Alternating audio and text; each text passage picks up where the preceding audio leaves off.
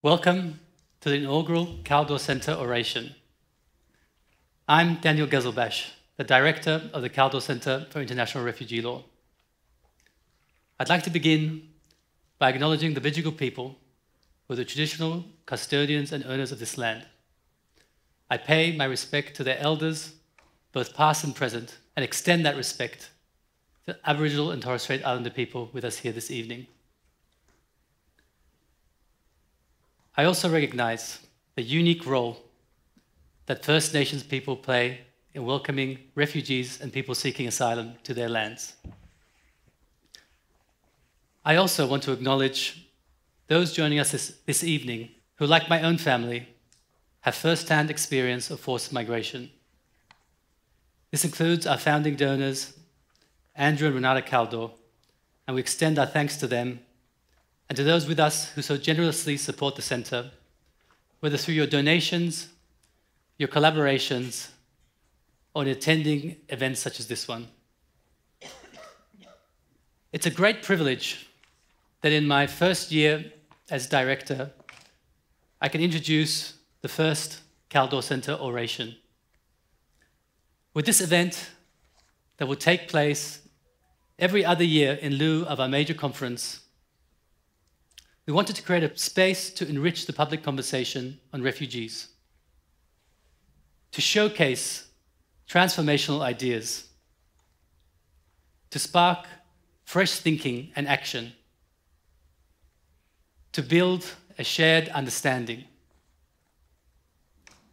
This is all central to the mission of the Kaldor Centre to develop and promote evidence-based, humane, and sustainable solutions to forced migration. These days, when talk turns to people in need of protection, in the news, on social media, or around the barbecue, it can seem that we are talking at cross purposes. Shared understanding about refugees is in short supply. Misinformation and ill-motivated disinformation is everywhere. So this new flagship lecture comes at a challenging moment. We are bracing for what the new Trump administration will mean, not only for people in the United States, but around the world. Terrible war rages in the Middle East. Europe, where Ukrainians were welcomed when Russia invaded, is now turning to political parties that promote racism and exclusion. Several European countries are attempting to create their own versions of Australia's offshore processing in an attempt to keep asylum seekers away. In Australia, about this time last year, we celebrated the High Court's decision to strike down indefinite immigration detention. And I'm proud of the role the Kaldor Centre played in that case by intervening as a friend of the court. But almost immediately, we found ourselves witnessing a familiar political pantomime of tough and tougher. Just this week, the government is attempting to rush through legislation that would significantly expand its powers to send people offshore and give it impunity for any harms it causes in the process. As we speak, our Kaldor Centre colleague, Anna Talbot, is giving evidence to a Senate committee on this bill, with the hearing very inconveniently scheduled at the same time as our oration.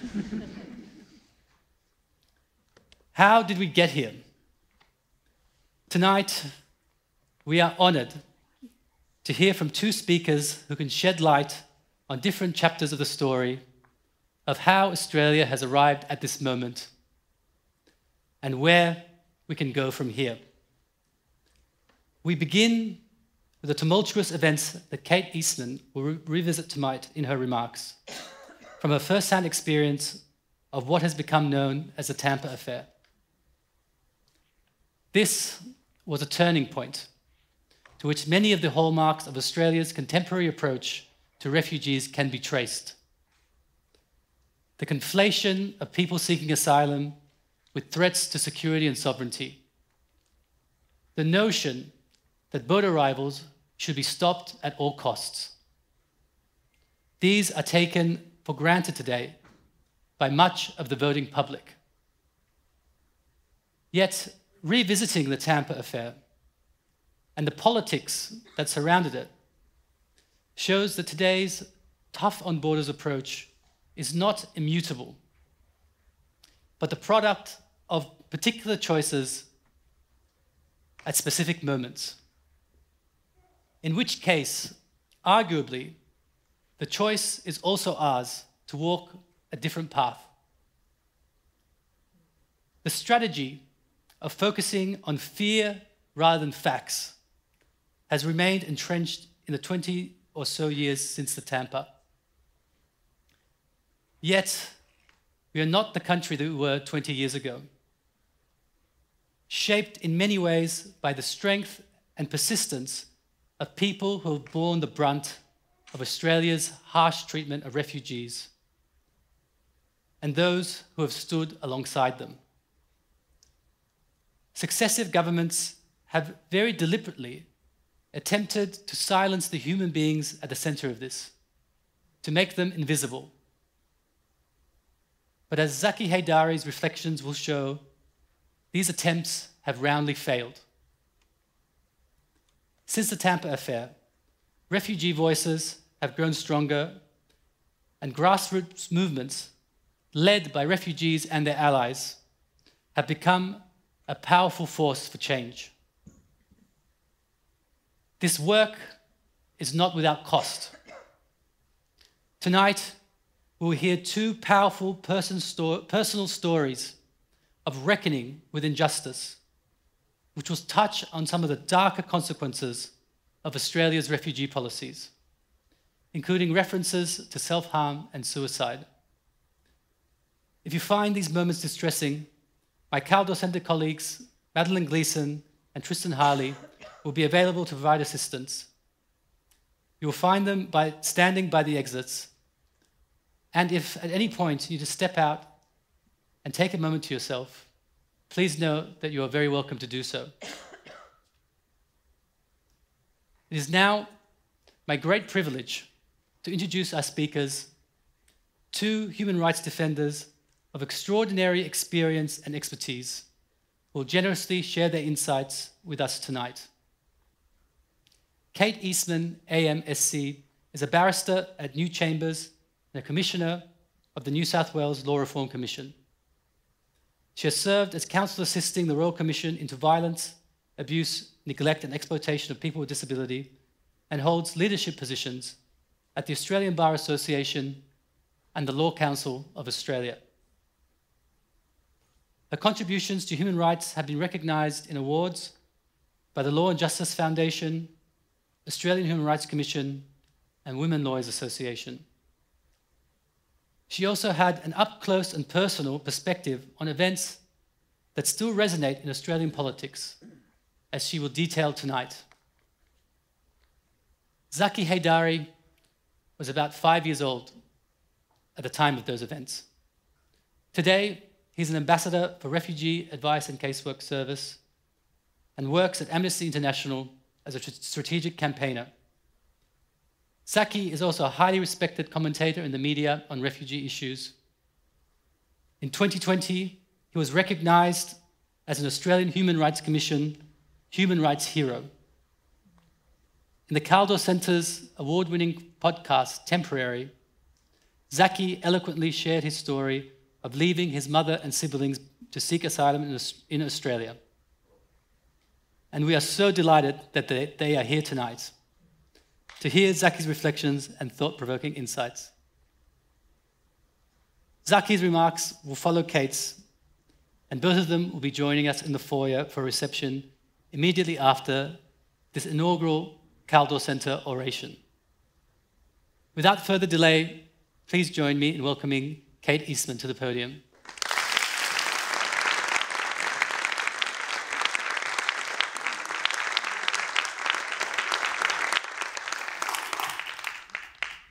Well, it's a very great honour to be invited to deliver the first Kaldor Centre Oration and to contribute to the Centre's mission of promoting public understanding and better responses to forced displacement.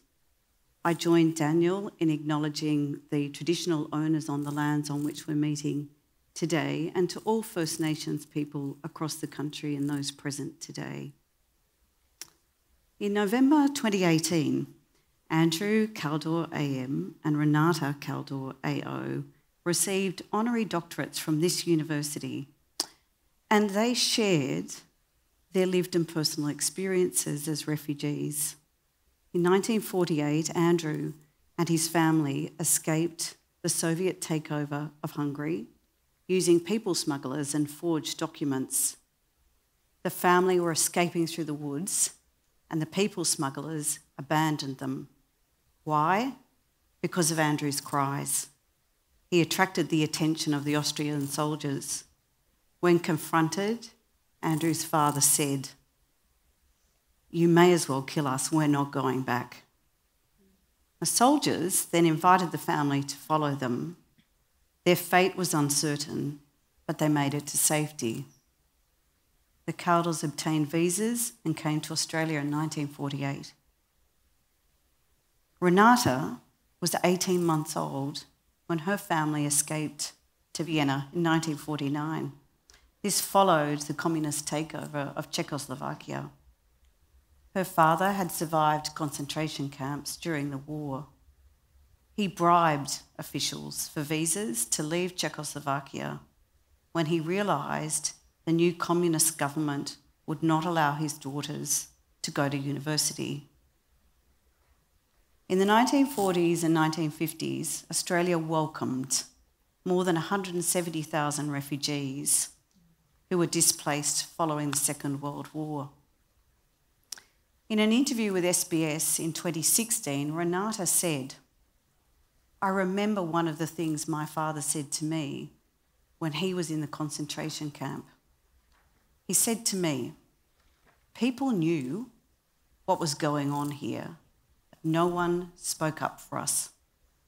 And Renata said, "When the Tampa came, I had those words in my head and I thought very strongly we had to speak up because of what was happening, that something had happened before, and if good people stay silent, bad things happen." It was the Tampa that led to the Kaldors establishing the Andrew and Renata Kaldor Centre for International Refugee Law, which commenced in October 2013.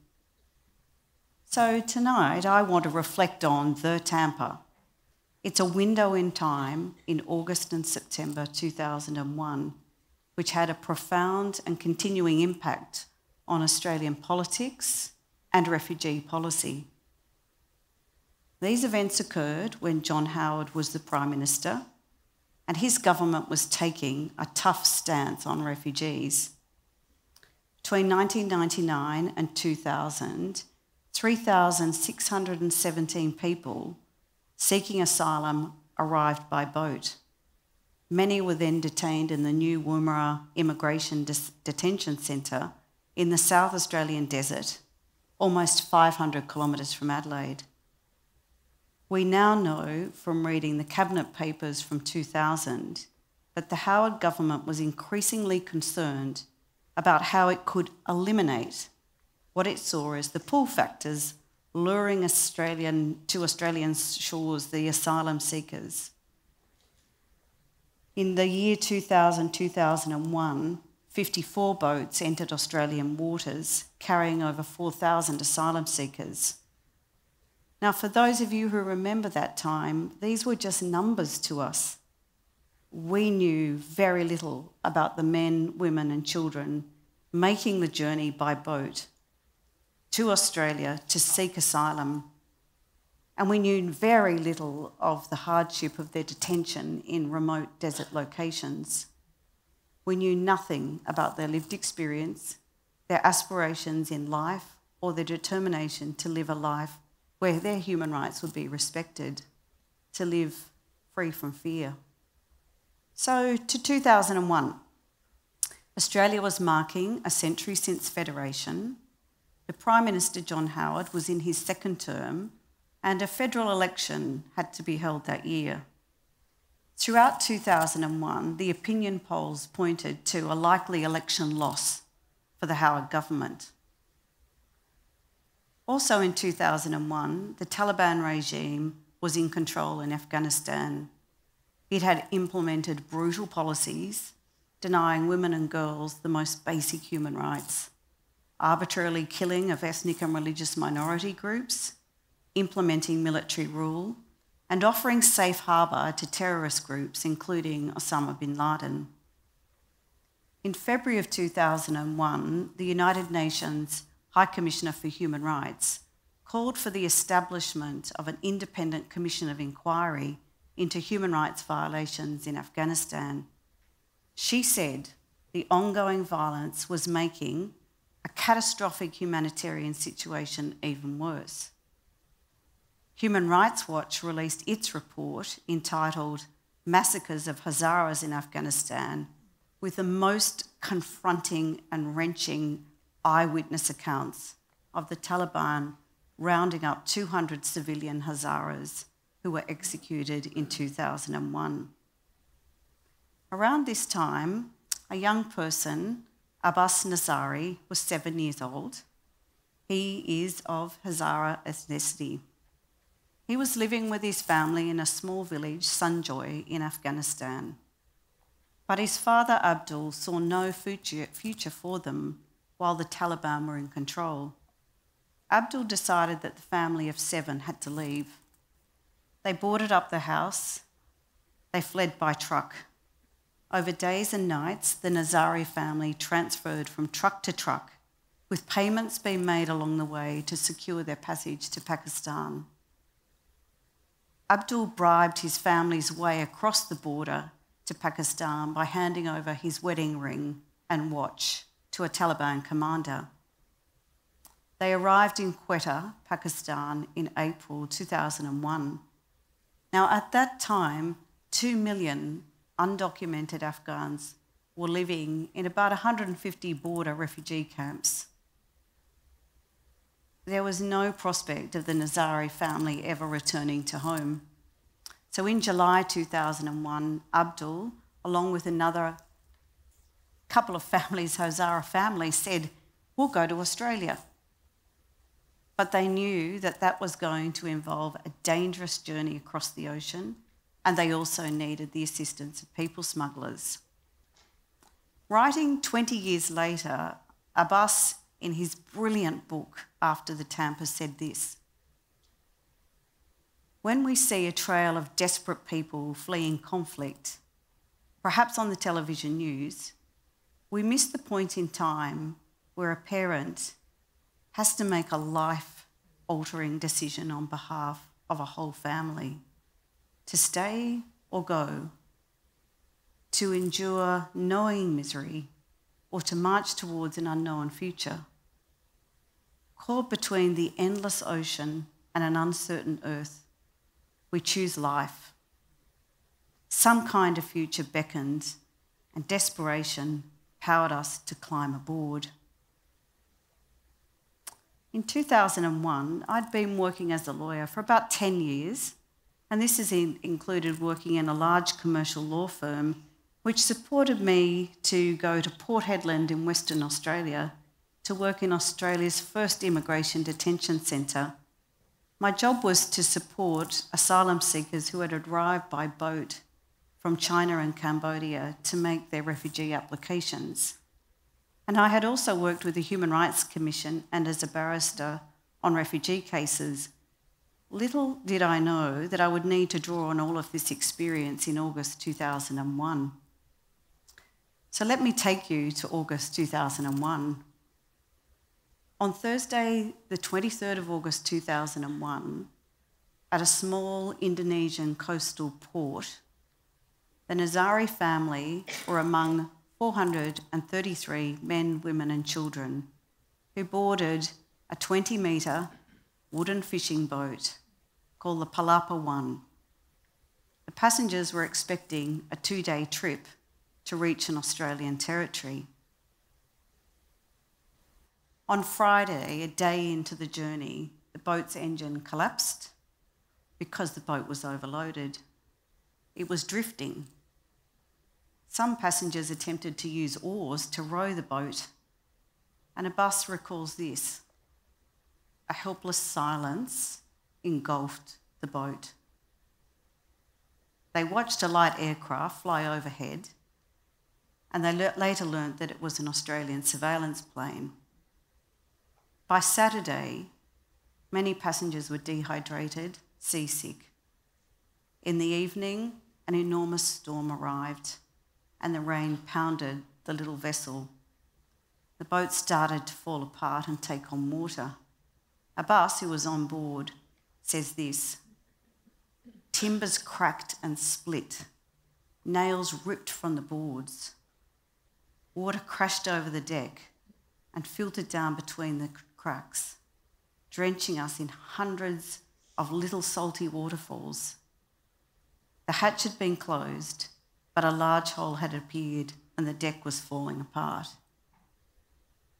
On Sunday, a surveillance plane reported to Rescue Control Centre for the Australian Maritime Safety Authority that SOS and help were painted on the roof of the tiny boat.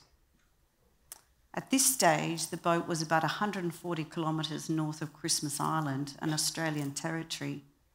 The Australian Department of Immigration then asked Rescue Control to issue a distress call to assist the sinking vessel, and Rescue Control thought that there might be about 80 people on board.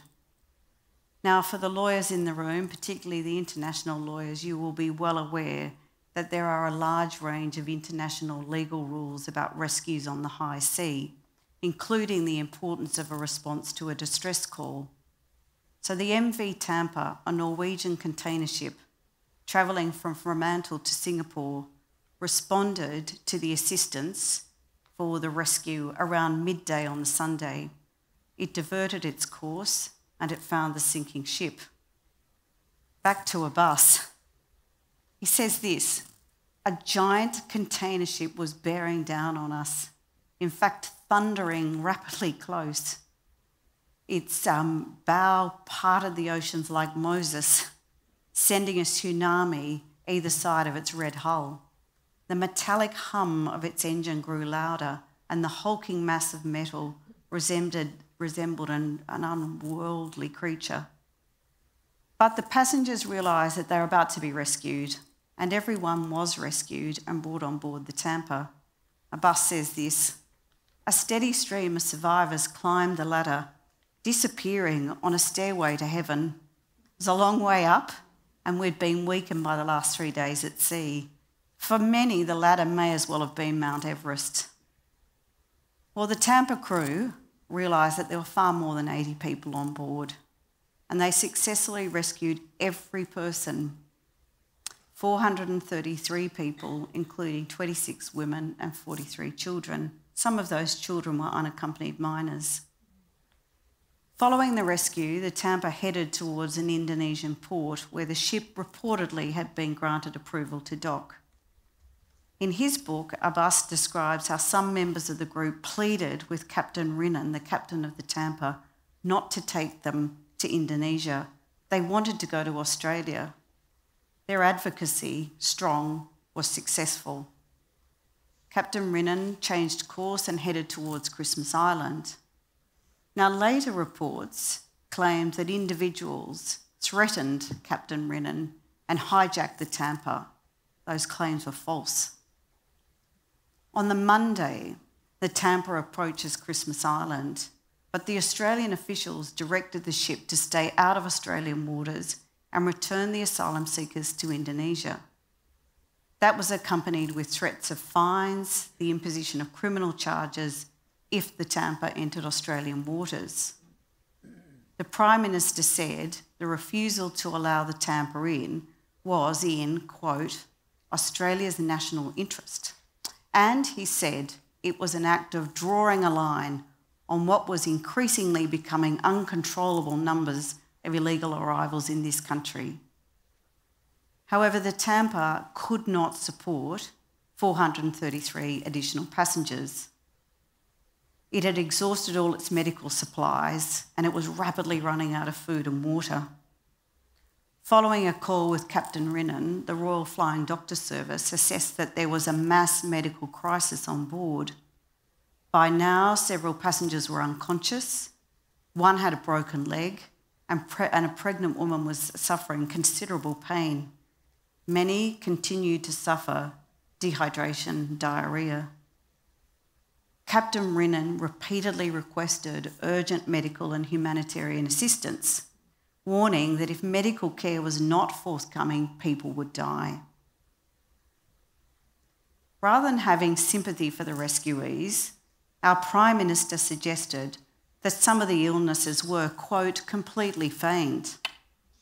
And a One Nation senator, some of you may remember or not, Len Harris, claimed, quote, they were illegal criminals and they'd probably been sitting in a McDonald's or a Kentucky Fried in Indonesia before they boarded the boat.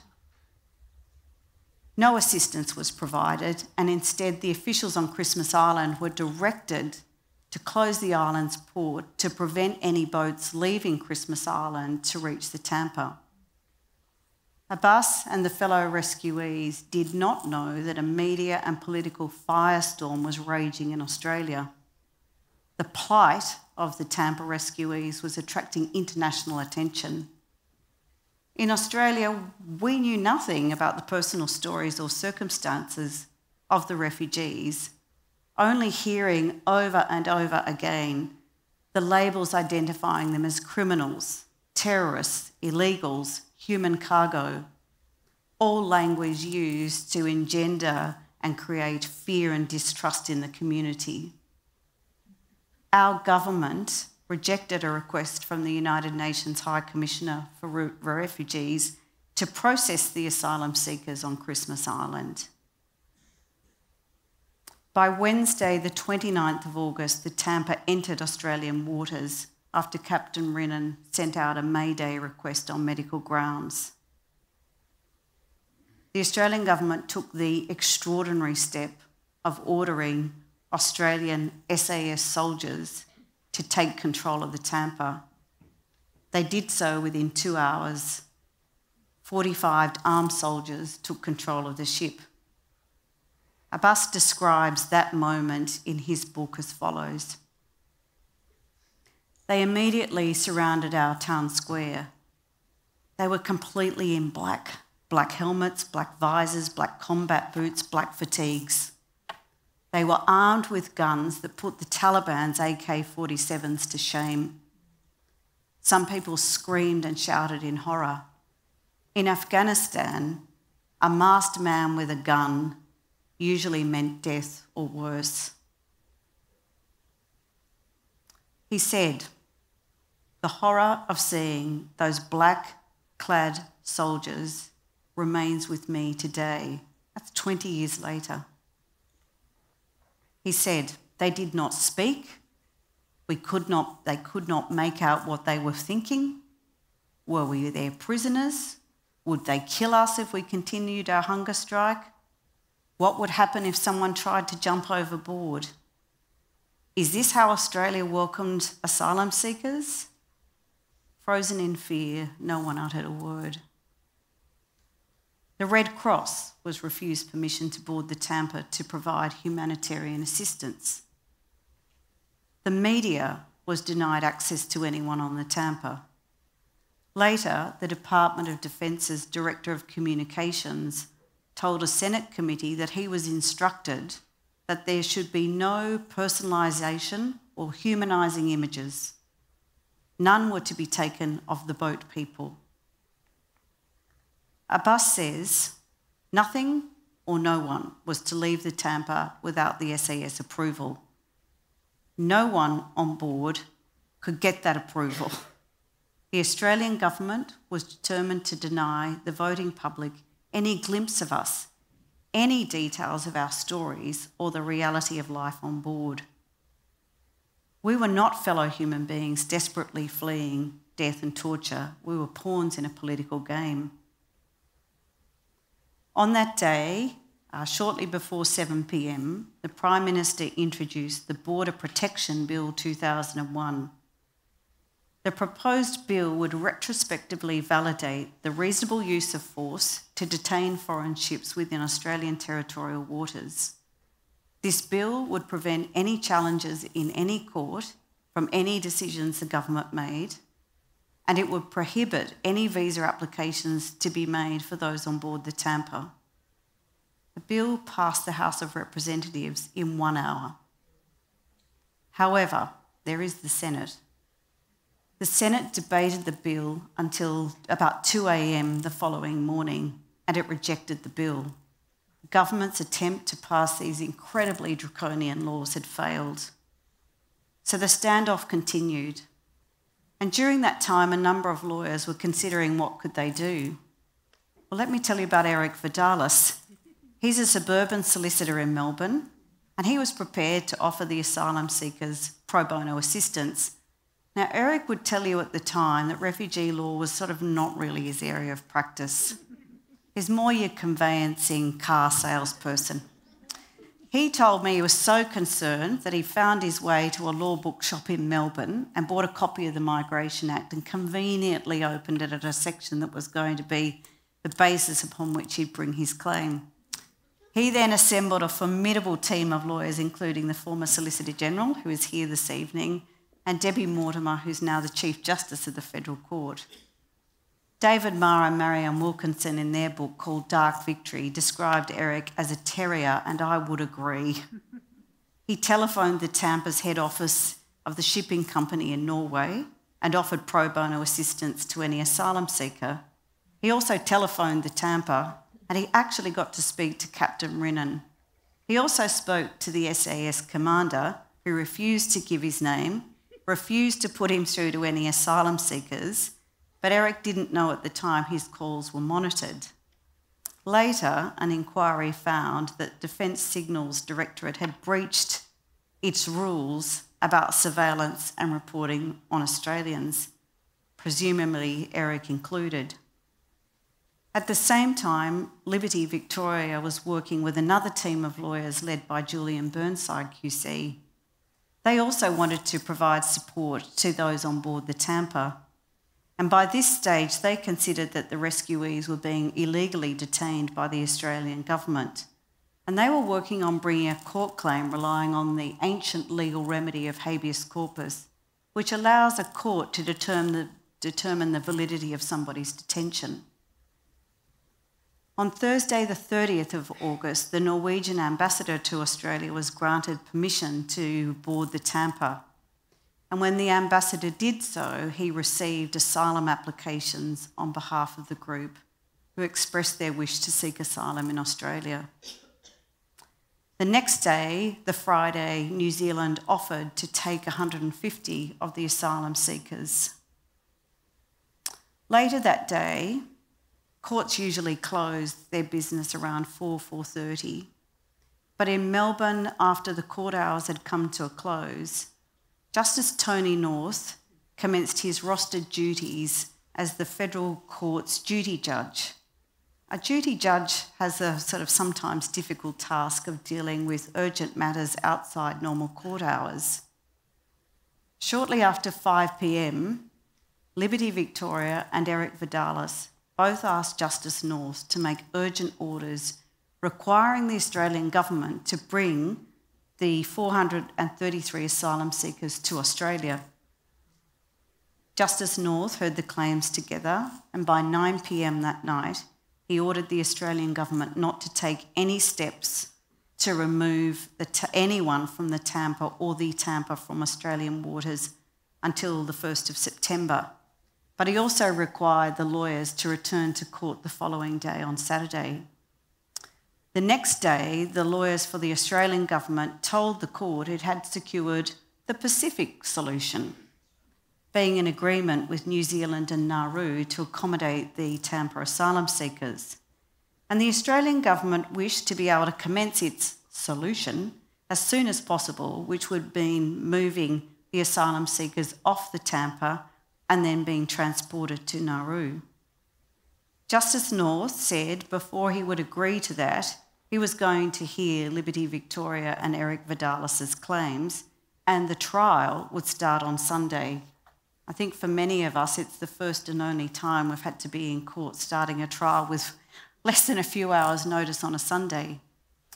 I had been in contact with some of the legal teams, and we'd discussed the prospects of the Human Rights and Equal Opportunity Commission seeking leave to intervene in the federal court proceeding. As you may know, the Commission had and continues to have functions in relation to Australians' human rights obligations, and that includes seeking leave to intervene in proceedings where such issues arise. So I made a few calls to the Commission, and by the Saturday evening, all of the commissioners had agreed that the Commission should seek leave to intervene in the trial that would commence on Sunday morning. They asked me to appear at the trial on Sunday morning. So we wrote our submissions on the flight. I checked them this afternoon, I've still got the file, and I could see that I finalised them around about 7 a.m. in the morning. When I looked at those submissions, we wanted to argue that the men, women and children on board should have their human rights protected. They had a right to seek asylum, they had a right not to be arbitrarily detained, and there were particular special obligations that arose in relation to children. When we reached the court, every seat in the Melbourne courtroom was taken, and unusually Justice North allowed television cameras in the court. He agreed that Amnesty International and the Commission could take part in the trial, and it was an extremely tense atmosphere in the court. Around 6 p.m, Justice North directed all the lawyers to go into a mediation. I can't tell you what transpired in that confidential mediation, but I can say everyone understood the significance of either keeping the 433 people on board the Tampa or agreeing that they be transferred to a well-equipped, well-resourced Australian Navy ship, the Menorah. We were acutely aware that the asylum seekers had no agency and no say in what would happen to them, and this weighed very heavily on all of us. The agreement resulted in, the next day, the asylum seekers being moved from the Tampa onto the Menorah, and they then commenced their voyage towards Nauru. The crew of the wooden boats were arrested and taken into custody. They did make it to Australia. The following Monday, so after the trial had taken a number of days, the following Monday, so this is about a week or so after, Justice North handed down his decision. Liberty Victoria was successful. The judge granted habeas corpus, which meant all of the 433 people on the Menorah had to be released and brought to the closest mainland port, Darwin.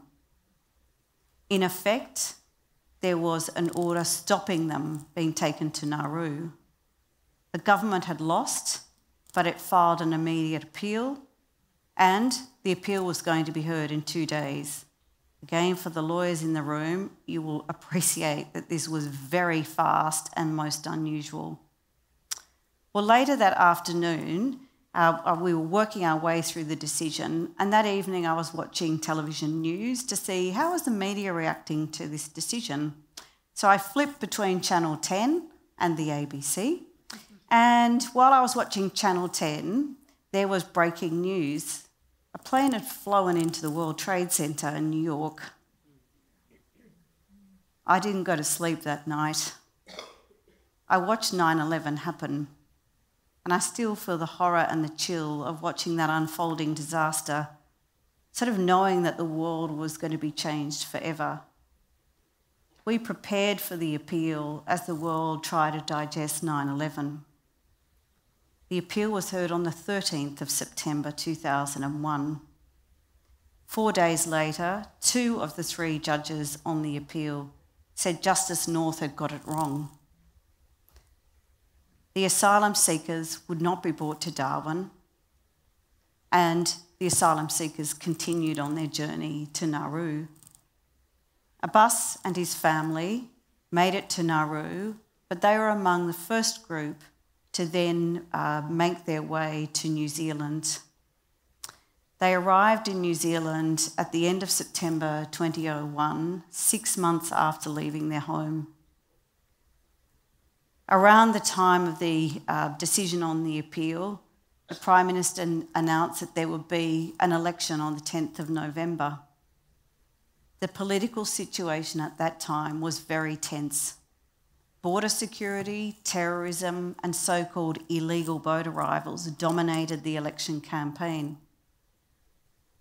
2 days into the election campaign, the Minister for Immigration claimed that a number of children had been thrown overboard of a vessel suspected of being an illegal entry vessel into Australia. It had been intercepted by the Defence Force. These claims were later established to be false. Shortly after, about a week or so, another Indonesian fishing boat, later called Civ 10, sank in the international waters en route to Australia. 353 people perished in the ocean waters. 44 survived. A few days later, on the 28th of October, when launching the Liberal National election campaign, John Howard said this: "We will decide who comes to this country and the circumstances in which they come." Those words continue to haunt many of us, and they have not been forgotten. The Howard government was re-elected with an increased voter support. And so began Australia's cruel policy of offshore detention. The policy has permitted the language of dehumanisation to become deeply embedded in Australian political discourse. Asylum seekers had their agency denied and continue to have their agency denied. Asylum seekers are rarely consulted, heard, or included in the development or application of policy that directly affects their lives. We know only 7% of the asylum seekers from Afghanistan were granted refugee status to remain in Australia. We know very little of what happened to them or to the peoples whose claims were denied. We know some were resettled in New Zealand and others in Sweden. The contrast between Australia and New Zealand's response to the Tampa rescuees is stark. In Australia, there were no personal stories. In New Zealand, the community warmly welcomed about half of the Tampa rescuees, including the Nazari family. The Nazari family started a new life in Christchurch, and Abbas became the New Zealand spelling bee champion. He went on to be awarded a Fulbright scholarship, and these studies allowed him to publish his book after the Tampa. So what then of the lessons and legacy of the Tampa? It means a lesson of the importance of listening to and respecting the voices of refugees. The voices of refugees, including Abbas and Zaki, who you'll hear from soon, and many others, must be heard. We must listen and learn from them. It is essential for refugees to be included in the development of policy and decisions that are made about them and concern their lives.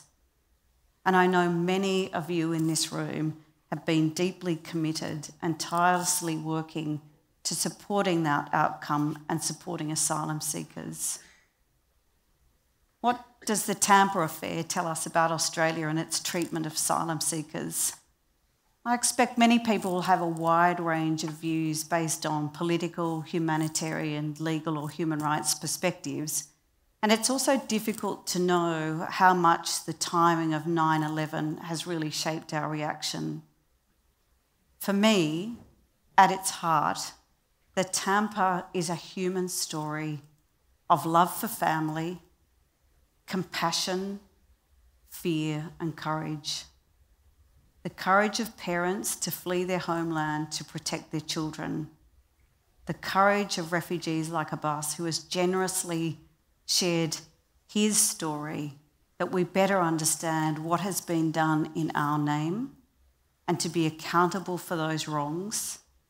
And those who have led the call for a better way and courageously stood up for human rights. It's the courage of Captain Rinnan to respect the dignity of his rescuees and their right to be safe and free from fear, and the courage of the Kaldors not to sit and watch, but to act by establishing the Kaldor Centre. In conclusion, reflecting on these events has reinforced to me how much justice, the rule of law, and respect for human rights informs what we do, why we do it, and the small but important contribution to functioning democracies where the fear of a totalitarian regime such as the Taliban is hopefully something we will never experience. My thanks again to the stories of others and the honour of sharing my reflections. My thanks to the Kaldor Centre. They have made a significant contribution to awareness of refugee law, policy and practice through their extraordinary expertise, influence and work. But may I conclude with your words, Andrew. Put yourself in that person's shoes. You've got to understand what that person is going through before you say anything critical of them.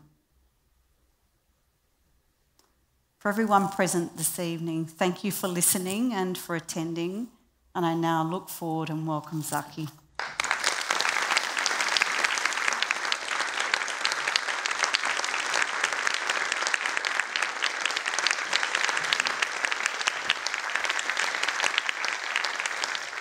Good evening, everyone.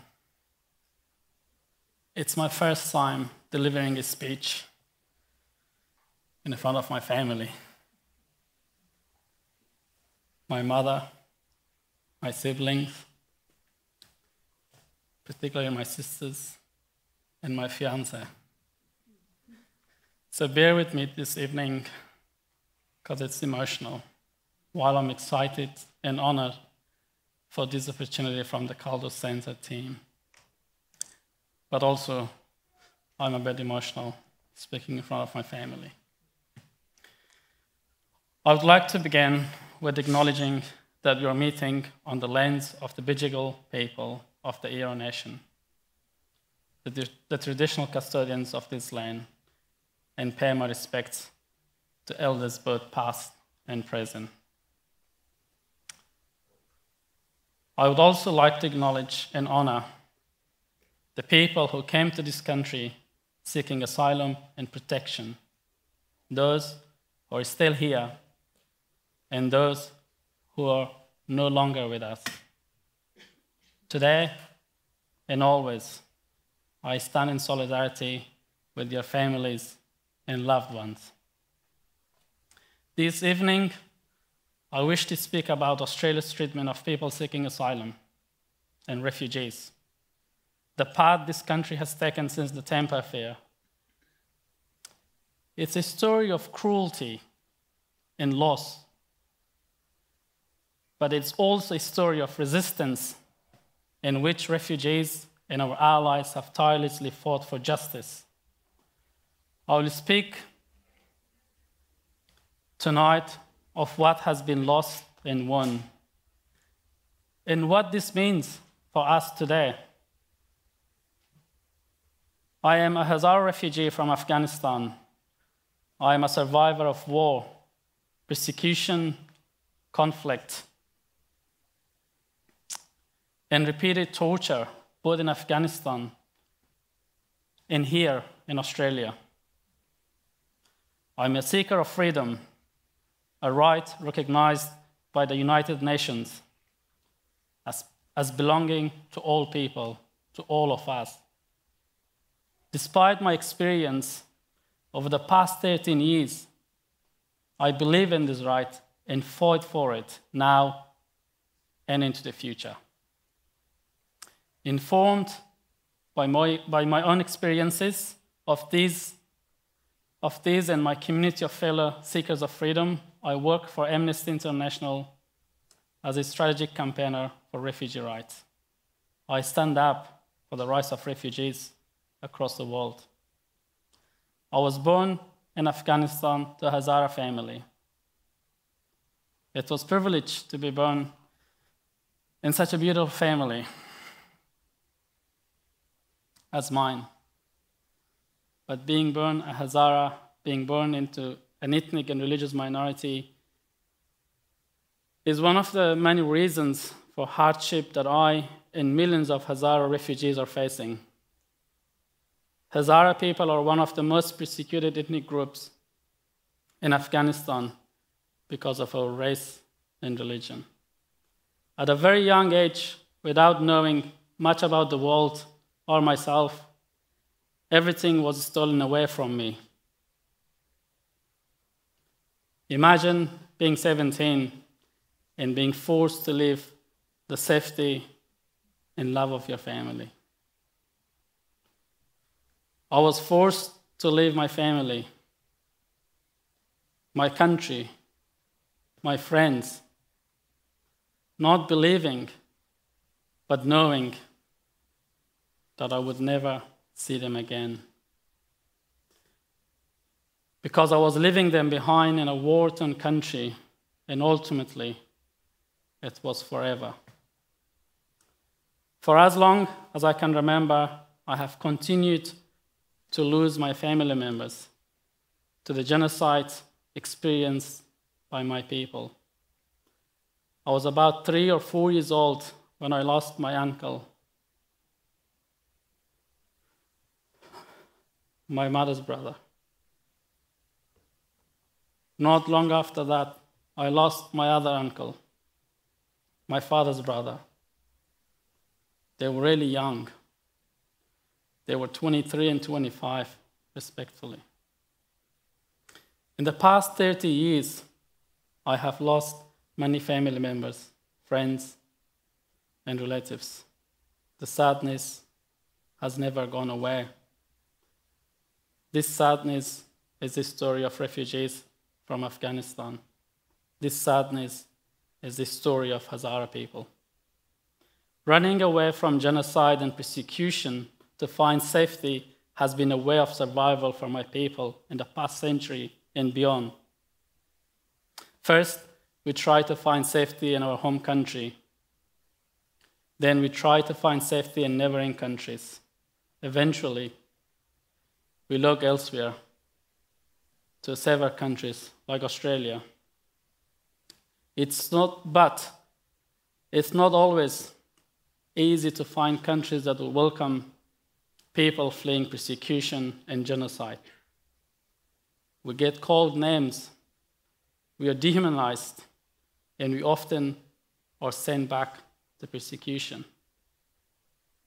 As Kate highlighted in her remarks, Australia has many dark chapters in its history.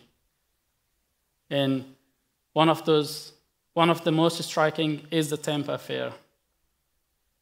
This chapter, which began in 2001, marked the start of the inhumane and cruel treatment of people seeking asylum and protection that still shapes our politics to this day. I am a victim of the second chapter of Australia's inhumane asylum policies targeting people seeking asylum, a chapter that began in 2012 and continues to this day. What amazes me every day is the creativity and cleverness of our politicians in designing policies to punish the most vulnerable people. These policies are not just political maneuvers. They are decisions that destroy lives, strip dignity, and erode the very foundations of compassion and fairness that a country like Australia should stand for. Let's remember, Australia was a key supporter of the UN 1951 Refugee Convention, designed to protect people like me, those fleeing war and persecution. However, Australia has become one of the first countries to turn its back to these obligations, punishing the most vulnerable instead of offering protection. It subjected refugees like me to a cruel regime of permanent temporariness and to detention in Australia and offshore in Papua New Guinea and Nauru, just as the Australian government did during the Tampa affair. These policies deliberately try to keep refugees out of sight and out of mind of the Australian public. Successive governments did during the Tampa affair, just as the Australian government did during the Tampa affair. Successive governments tried to evade Australia's international legal responsibilities through offshore processing. Many billions of dollars have been spent punishing people who have committed no crime. The human costs of these policies have been even greater. These are not easy to confront, but they are well documented by scholars, journalists, and in the consistent testimony of refugees themselves. Children sent to Nauru experience deprivation of their most basic needs, sexual abuses by security guards and the locals, and the lifelong damage of their mental health. Children in Nauru witnessed a young Iranian man burning himself to death in despair of the cruel environment they were in. The children detained in Nauru are now teenagers or older, and their mental health disappear is reflected in self-harming scars all over their bodies, and they still have no hope of ever being able to remain in Australia on substantive visa due to these abhorrent offshore detention policies. These cruel policies have turned families apart and separated us from our loved ones for over a decade. In the process, Australia's punitive regime has killed over 30 refugees in Australia, including at least 19 Hazara men who could no longer bear the pain of suppression and the emotional suffering inflicted by these inhuman policies. These people were my friends and friends of so many others. They were sons, they were daughters, mothers, and fathers. They asked for safety and protection from the Australian government, but instead they were kept in detention for years, not allowed to work, and were forced into living in limbo that felt like it would never end. Because of this endless limbo, many of my friends are no longer here, as they couldn't live like that anymore. They couldn't bear the pain anymore. So in despair, in a world without hope, they ended their lives. One Hazara friend shared something with me that will stay with me forever. He said, "We fled the Taliban's slaughter and persecution only to be punished more cruelty by a democratic country. The Taliban would kill us with a bullet or a knife, and we would die in minutes. But here in Australia, the government kills us slowly, with emotional pain. Every time I hear my wife and my children's voices on the phone telling me how much they miss me, it breaks me. I cannot save them. I cannot be with them while they're still running from death."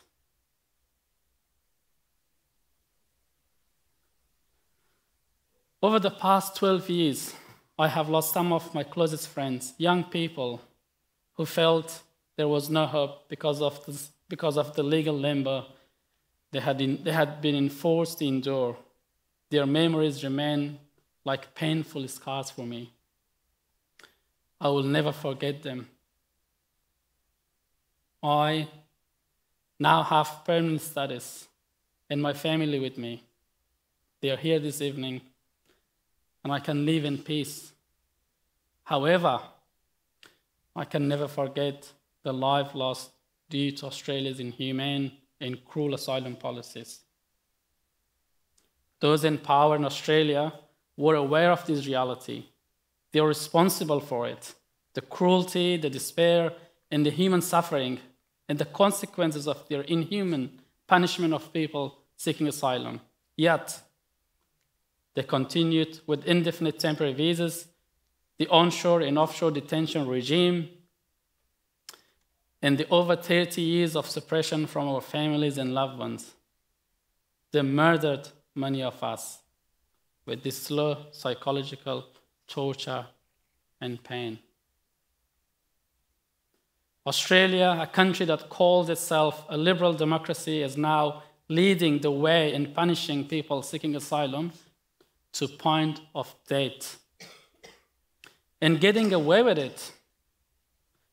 On the world stage, it promotes itself as a country saving lives while hiding the truth of the immense suffering caused by its policies. Appallingly, Australia's heinous offshore detention and third countries settlement policy has been emulated by the Tory UK government, who wanted to send people seeking asylum to Rwanda, a country not known for its human rights records. A move thankfully and successfully challenged by the High Court for its inhumanity, but disturbingly, now we have Keir Starmer, a former human rights lawyer, and the UK's Labour Prime Minister, touting third country deals to stop small boat crossings, vocalizing support for the far-right Meloni government approach, which involves transferring people seeking asylum to Albania, and paying Libya to stop boats leaving. Once again, a glimmer of these deals, a glimmer of hope is provided by the judiciary, where in Italy we see courts challenging these deals, which are an assault on people's human rights. We need to be alive to the power of the Australian virus, offshore detention and third country settlement, and do what we can to stop its contagion. Australia has failed to uphold the basic human rights it claims to champion. A striking example is the story of Afsana. I've changed the name for privacy reasons. At just 7 years old, she was forcibly sent to Nauru with her family, where they endured years of severe physical and mental health abuse. Eventually, they were evacuated to Australia for urgent medical treatment. While in Australia, Afsana began to build her life. She excelled in high school, graduating with the highest marks and earning a fully funded scholarship from university. For a brief moment, her hard work and resilience paid off. She studied university, made new friends, and celebrated her 18th birthday with a hope for a brighter future. But just 2 weeks later, her new bridging visa arrived, cruelly revoking her right to study. The university, left with no choice, had to withdraw her enrollment. Everything Afsana had worked so hard to achieve was taken away, shattering her dreams, undermining her sense of belonging. What pains me the most is the hypocrisy of this situation. We often condemn regimes like the Taliban denying girls and young women access to education. Yet, here in Australia, under our watch, we are doing the same. Afsana's story is a stark reminder that we must confront our own failures before pointing fingers at others. True democracy means ensuring that everyone, especially the most vulnerable, has the opportunity to thrive. As we heard from Kate, it was 20 years ago, a prime minister proudly declared, "We will decide who comes to this country and the circumstance in which they come." This statement was coupled with deliberate disinformation campaign to manipulate public perception. The government of the day labeled the most vulnerable people as criminals, illegal arrivals, and other offensive terms. Tragically, this harmful narrative persists. It has become normalized for politicians to exploit national security or other community fears with false and exaggerated claims in order to justify their inhuman policies.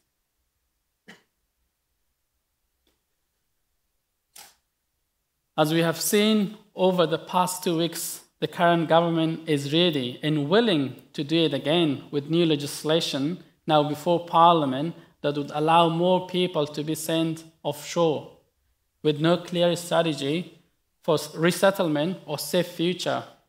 It's worth repeating. These policies have devastated lives, leaving people in extreme states of despair and mental illness. The offshore processing system has been a human rights catastrophe.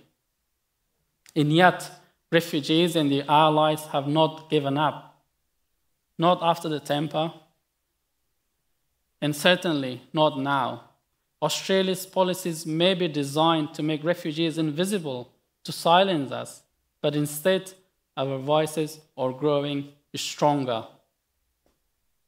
Together with our allies, we continue to resist, to demand justice, and to hold Australia accountable for these shameful policies.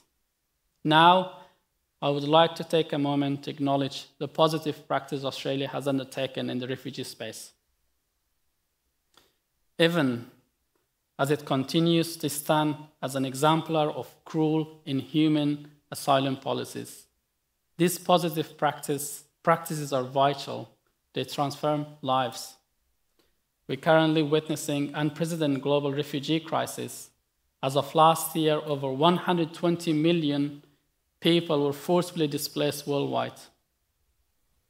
With more than 68 million refugees, these numbers have only grown due to the recent conflicts, the Taliban takeover of Afghanistan, the persecution of women, ethnic and religious minorities, former government officials and politicians, the war in Ukraine, and the ongoing conflicts in the Middle East, among too many others. Australia is a key player, a key global player in providing safety net for refugees. We have a moral obligation as global citizens to respond to humanitarian crisis. This country has made an important contribution to resettlement of 20,000 refugees annually, prioritizing the most vulnerable and those at high risk of persecution. While this number is a drop in the ocean, it is life-changing for individuals. My family is one of such a beneficiary of this practice.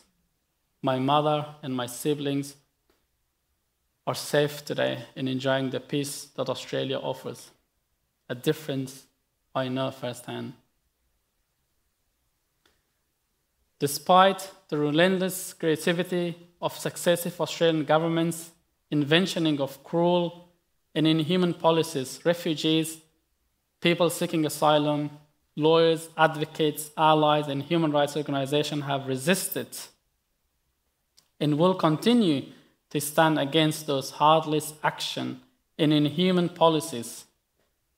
This makes real and meaningful difference because of these consistent, tireless effort, big, small, for example, writing articles, books, making films, showing up for community meetings, even when we are exhausted, thinking hard what to say, planning strategic actions, sharing good factual information, or just talking heart to heart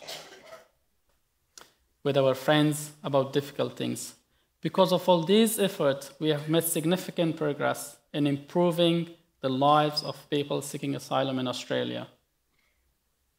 I want to acknowledge this impactful advocacy over the past 12 years from refugees and their allies. 12 years ago, when the Labour government reintroduced the offshore detention regime, shameful asylum policies like pushback, never ever, Direction 80, 90, which deprioritized citizenship and family reunification for refugees, the future was bleak. At that time, it seemed unthinkable that people seeking asylum who arrived by boat would ever receive permanent protection, reunite with their families and loved ones, or see an end to indefinite offshore detention. Yet, many of these inhuman policies have been overturned. Thanks to resistance and relentless advocacy by refugees in the refugee sectors, lawyers, advocates, and allies.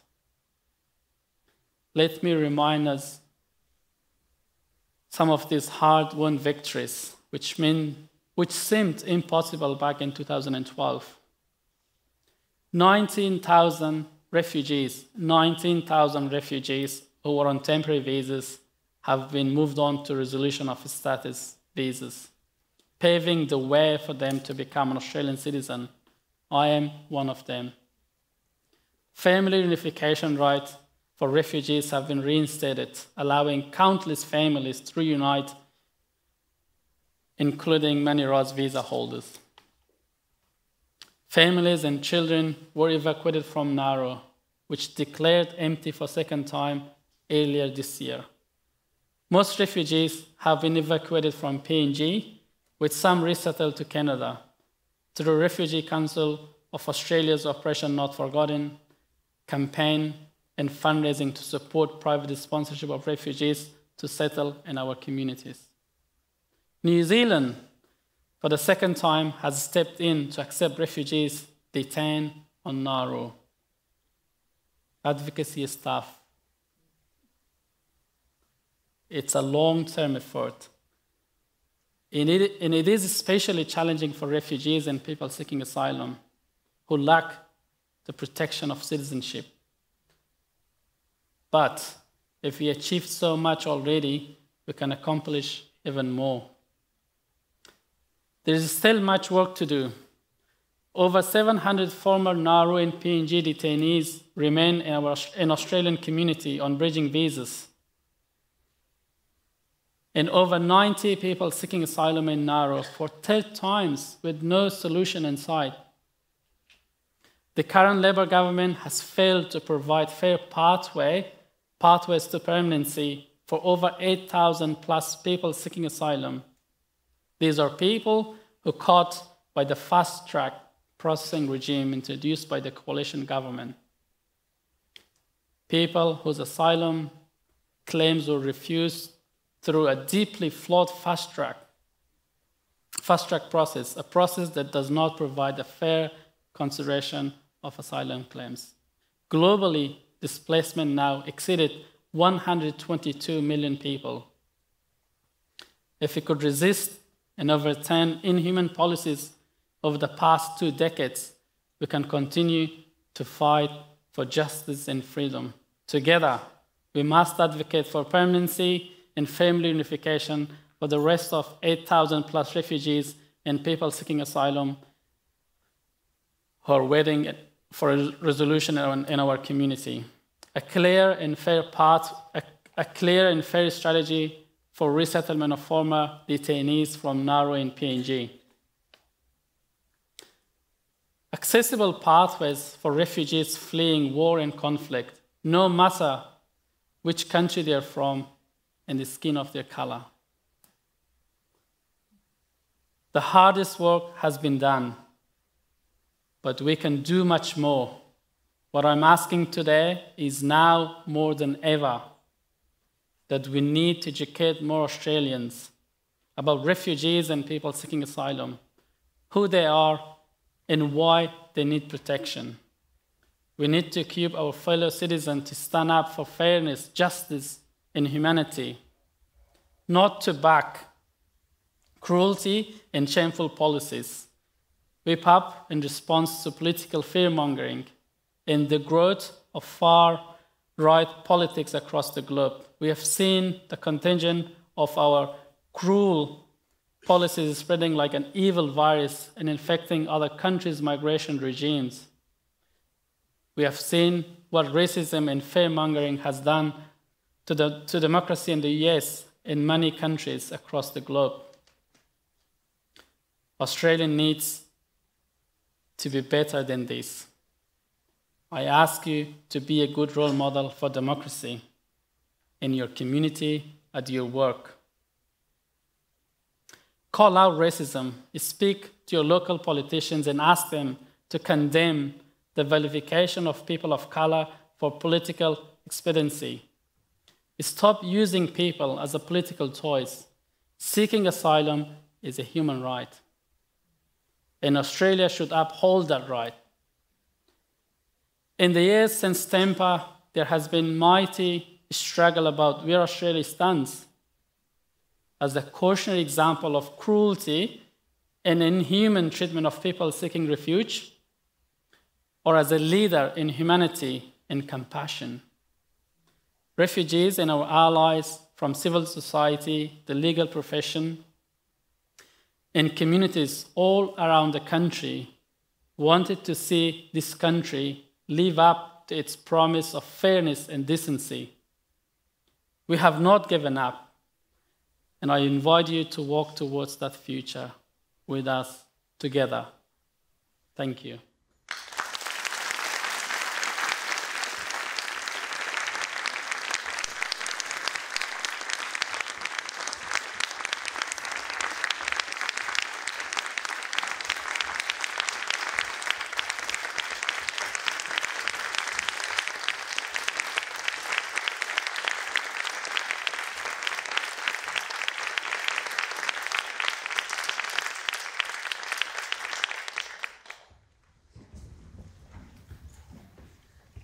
Good evening. My name is Andrew Lynch and I'm the Dean of the Faculty of Law and Justice at UNSW Sydney.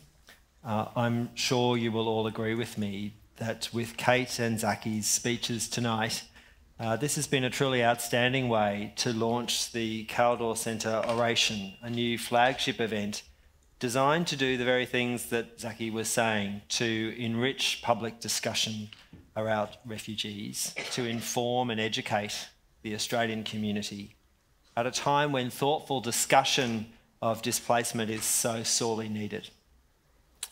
This event builds upon the Kaldor Centre's track record of thought leadership stemming from more than a decade of principled, evidence-based contributions to the refugee debate.